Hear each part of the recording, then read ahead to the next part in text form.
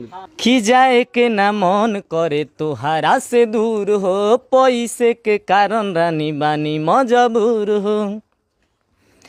खिजाए के ना मन करे तोहरा से दूर हो, पैसे के कारण रानी बानी मजबूर हो। तो नाही जे कमाइब तो कहाँ से खियाइब, करब याद तो है हरदम। हेने आवा कदी चंदन, ए राजा जाता रा तू तो लंदन। देखिए इसी गाने के एक कॉपी की थी, यानी रील बनाई थी, इसे गाने पे वायरल हुई है।